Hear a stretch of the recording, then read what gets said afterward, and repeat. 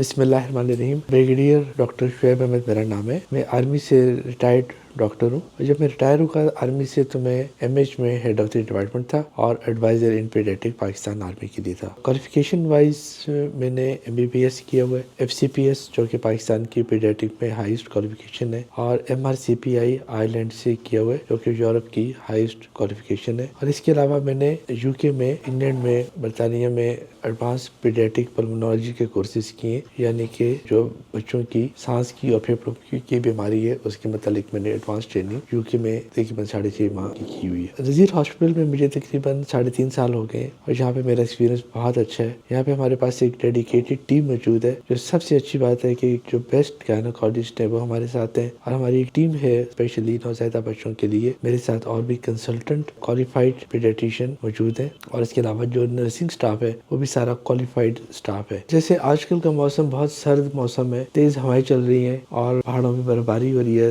ٹھنڈی ہوائیں چل رہی ہیں۔ اس پوائنٹ آف ویو سے ایک خاص ٹاپک میں آج ڈسکس کرنا چاہ رہا تھا، وہ یہ ہے کہ بچوں میں نمونیا کی بیماری جو ہے، نمونیا کی بیماری بہت کامن ہے، اور اگر اس کو بر وقت اس کی تشخیص نہ کی جائے، علاج نہ کی جائے تو یہ مہلک بیماری بھی ثابت ہو سکتی ہے۔ اس سے جو چیز ہمارے بس میں وہ بچاؤ ہے، اور میں کچھ پوائنٹ یہ ڈسکس کرنا چاہوں گا کہ ہم اس سے بچاؤ کیسے ممکن ہے، ہمیں کیا کیا کرنا چاہیے۔ پہلی بات یہ کہ ہینڈ واشنگ۔ آپ یہ سوچیں کہ ہینڈ واشنگ سے نمونیا کا کیا تعلق ہے۔ بہت سارے جراثیم ہاتھوں کے ذریعے منتقل ہوتے ہیں بچوں میں، تو ہینڈ واشنگ بہت امپورٹنٹ ہے۔ اگر شخص بیمار ہے، جس کو زکام، کھانسی، نزلہ ہے، اس کو چاہیے کہ وہ بچوں سے فاصلہ رکھے کم از کم 6 فٹ کا، اور اگر نزدیک آنا پڑے تو ماسک پہن کے آئے۔ دوسرا، سردیوں میں آج کل جب تک سردیاں ہیں کمرے آپ کو گرم رکھنے چاہیے، لیکن گرم رکھتے ہوئے اس بات کا خیال رکھیں کہ اگر گیس کا ہیٹر ہے تو دروازہ تھوڑا سا کھلا رکھیں، اور اگر جو انورٹر ٹائپ ہے اس سے نمی تھوڑی سی اور کم ہوتی ہے تو تھوڑی سی ہیومیڈیٹی زیادہ رکھیں، یعنی کہ تھوڑا سا بھاپ وغیرہ بھی کمرے میں ہو، ابلا ہوا پانی اس طرح ہو کہ اس کی بھاپ تھوڑی سی کمرے میں آتی رہے۔ اس کے علاوہ حفاظتی ٹیکے